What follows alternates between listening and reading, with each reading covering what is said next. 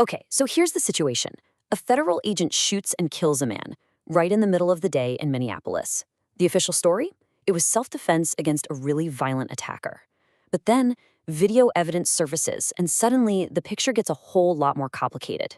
Today, we're going to try and untangle these totally conflicting stories. A story that's got an entire community on edge, and really the whole nation watching. You know, this whole thing really boils down to two completely different realities. On one side, you have a federal agent who says he was defending his life against a serious violent threat. On the other, a questionable shooting of a U.S. citizen. So which one is it? Well, as we're about to see, the answer you get really depends on who you're talking to. All right, so let's start with the absolute basics. What are the facts that, nobody disputes? What do we know for sure happened on the ground?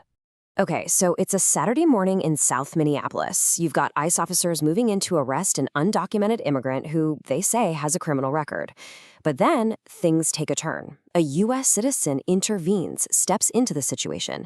Things escalate, and just moments later, that citizen is dead, shot by a federal agent. Okay, so now let's unpack the first side of this whole story. This is the official account, the one coming straight from federal authorities. And they laid all this out in a press conference right after it all went down. So the official story, which was laid out by their spokesperson, Greg Bavino, is presented as a really straightforward chain of events, right? It starts with the arrest. Then it escalates to what they're calling violent resistance from the citizen. And because of that, they claim the agent feared for his life, which forced him to fire what they're specifically calling defensive shots. And we really need to be clear about the language they're using here. I mean, they didn't just call it self-defense. No way. The official spokesperson literally described it as an attempt at a massacre against law enforcement. I mean, wow. That is an incredibly powerful and very deliberate choice of words, right?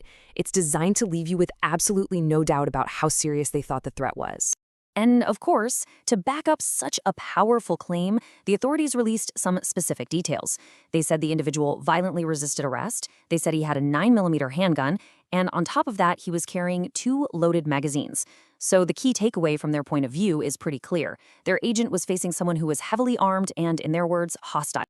But is that the whole story?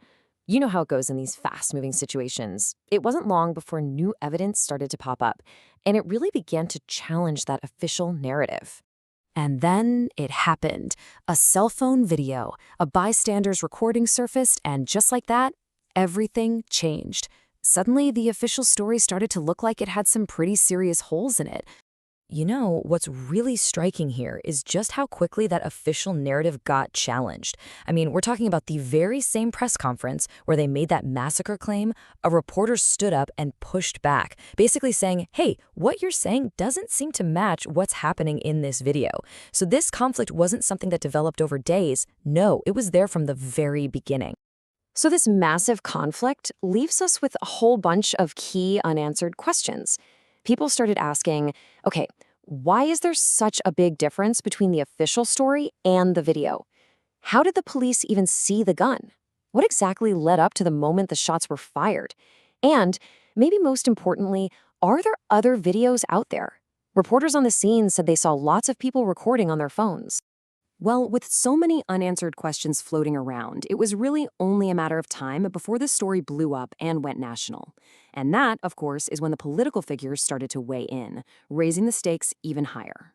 Former President Donald Trump jumped in on his platform Truth Social. He asked, where are the local police? Why weren't they allowed to protect ICE officers? He went on to suggest that the mayor and the governor called them off, and that because of that, ICE had to protect themselves.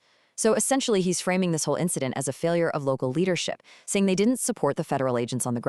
Okay, so let's zoom out from the official statements and the political commentary for a second, because this shooting had a really immediate, really powerful impact right there on the ground in Minneapolis for the people who actually live there. And to put it simply, the incident left behind one very upset community. Reporters who were actually at the scene described emotions running so high.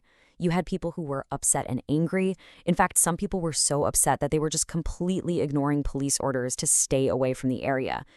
Think about it, waking up on a Saturday morning to the news that another person has been killed by law enforcement, and this time by a federal officer. It was described as just extraordinarily upsetting for the residents there. And that really brings us to the central challenge of this whole story, doesn't it? This isn't just about one incident in Minneapolis. No, it raises a much, much bigger question for all of us.